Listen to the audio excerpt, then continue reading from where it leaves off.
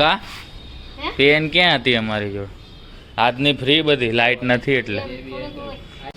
અરે રે રે રે રે રે, દિવ્યાને આપણે દવા પીવડાવી દીધી છે. અને નીલગીરીનું શું છે?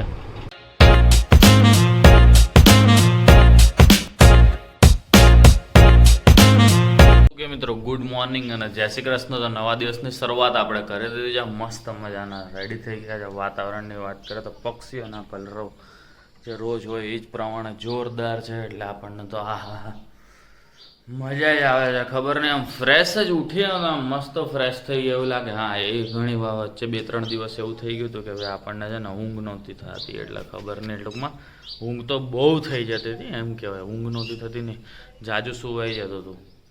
એના લીધે કમરમાં ને એમાં દુખવા લાગે. કારણ કે લાંબો ટાઈમ સુધી એકને એક પોઝિશનમાં સૂતા હોય ને એટલે આપણને કમરને એવું દુખવા માંડ્યું હોય.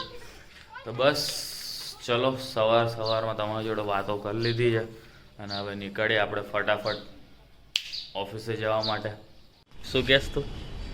બહુ સારો મને એવું કીધું. જેવું ગોપાલ વિડીયો ચાલુ કર્યું કેવું સારું સારું બોલે ને તારા વિશે. સારું બોલવું પડે ને યાર. મારું લાઈટ નહીં કા? લાઈટ નથી તમારી અહીંયા હે લાઈટ? કા પેન ક્યાં હતી અમારી જોડે? આજની ફ્રી બધી, લાઈટ નથી એટલે. કા આજ ગોપાલ તરફ એમ નો હાલે લે. ઠાકર તમને દઈ દઈ ને એક આંગો નજાર આપે ને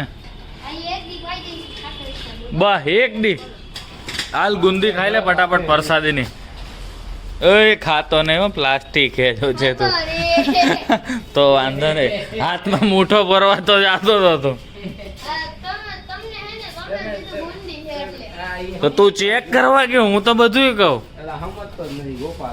હા લે, તારે ચા નથી પીવી ગોપાલ? હા પી લે, ચા પી લે તું તાર. બસ તો આપણે સમી સાંજ થઈ અને નીકળી ગયા છે.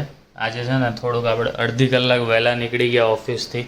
કારણ કે દિવ્યાની થોડીક તબિયત વધારે ખરાબ હતી એના લીધે. અને અરે રે રે રે રે ટ્રાફિક. વહેલા નીકળ્યા પણ કાંઈ ફાયદો નહીં કરાવ્યા ટ્રાફિકમાં. મને લાગે અડધી કલાક વહેલા નીકળ્યા પણ અડધી કલાક મને લાગે છે અહીંયા ને અહીંયા જ આપણી નીકળી જશે. એટલે જે ટાઈમે આપણે રેગ્યુલર પહોંચવાના હતા એ જ ટાઈમે પહોંચીશું એવું મને અત્યારે લાગી રહ્યું છે. પછી તો ખબર નહીં ભાઈ, ટ્રાફિક કહેવાય ફટાફટ થઈ જાય. આપણે પહોંચી ગયા છે દિવ્યાના ઘરે.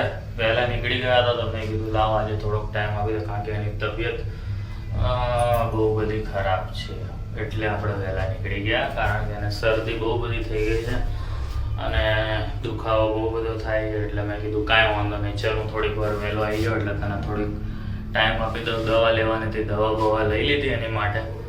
એટલે બસ હમણાં દવા બવા પીવડાવ એટલે થોડીક એને રાહત થઈ જાય શરદીમાં અને દુખાવામાં.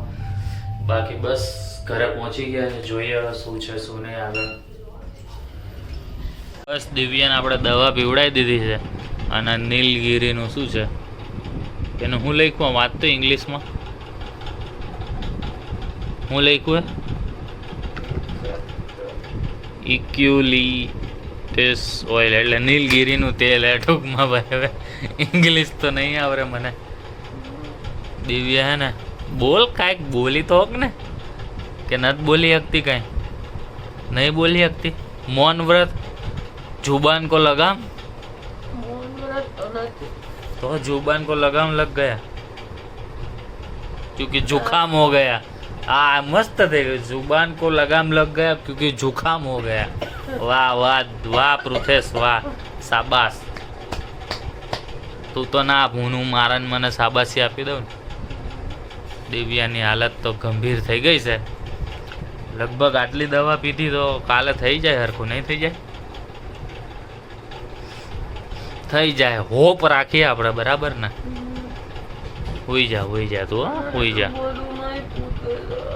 હા હોઈ જા હો.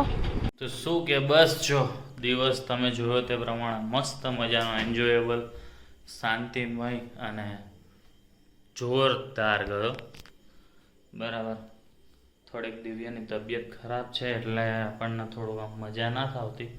પણ બાકી ઓવરઓલ વાત કરીએ તો દિવસ ઇઝ ગુડ. તમે જોઈ તે પ્રમાણે દિવ્યાની હાલત થોડીક ખરાબ છે પણ થોડાક દિવસમાં એ બેક ટુ ધ આવી જશે એના ટ્રેક ઉપર. એટલે તમને પણ મજા આવશે. કારણ કે મને ખબર છે મારા કરતાં વધારે તમને એ જે વાતો કરે એમાં વધારે મજા આવે છે. આઈ નો દેટ. કારણ કે શું છે એનાલિસિસ હું પણ કરતો હોય ને, વ્લોગ્સની મિનિટ છે, ઓવરઓલ ટાઈમિંગ જે વોચ ટાઈમ આવતો હોય આ છે તે છે, એટલે એનાલિસિસ થતું હોય ને એમાં ખબર પડે કે ઓકે દિવ્ય જે વ્લોગમાં જે અમુક વસ્તુ બોલી હોય એ એના લીધે રિસ્પોન્સ લેવલ થોડુંક વધારે થયું હોય એ મને ખબર જ હોય. તો બસ આ બધી વાતો ચીતું તો થતી રહેવાની છે. તમે કહો તમારે ત્યાં વરસાદ છે કે નહીં? મને લાગે અહીંયા રાજકોટમાં તો વરસાદ છે ને સાતમ આઠમ ઉપર જ પડશે. તમારું શું કહેવાનું થાય છે? કારણ કે આખી સિઝન તો પડ્યો નથી. હવે એક શ્રાવણ મહિનો છે તો કદાચ મહાદેવ કૃપા કરે અને વરસાદ પડે.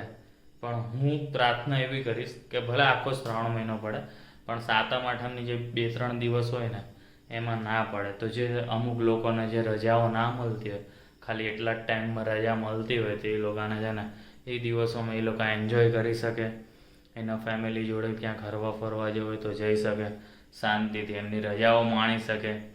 તો આપણે ભગવાનને એટલી જ પ્રાર્થના કરીએ કે ભાઈ ભગવાન જેને જે પ્લાનિંગ કર્યો ને તે પ્રમાણે થવા દેજો. વરસાદની જરૂર તો છે જ પણ એ 2-3 દિવસ ખાલી આરામ આપજો. પણ મને છે ને આમ અંદરથી એવું થાય છે ને કે લગભગ આરામ નહીં મળે. તમને શું લાગે? કમેન્ટ કરજો. તો બસ આ જ સારા ખરાબ જે પણ થોટ તમે સમજો એની સાથે આપણે દિવસને અંત કરીએ. દેવી આવી જાય મોટા દિવસને અંત કરીએ. મળીએ કાલે નવા વ્લોગ સાથે. ત્યાં સુધી ગુડ નાઇટ અને જય Shri Krishna. Like, share and subscribe કરવાનું તો ભૂલતા જ નહીં. નવા હોય ને યુઝર્સ તો અહીંયા ફોલો, અહીંયા સબસ્ક્રાઈબ કે અહીંયા જ્યાં આવતું હોય ત્યાં તમારામાં કરી દેજો, ભૂલતા નહીં. અને અહીંયા સુધી વ્લોગ જોયો તો લાઈક તો કરવાનું ભૂલવાનું જ નથી.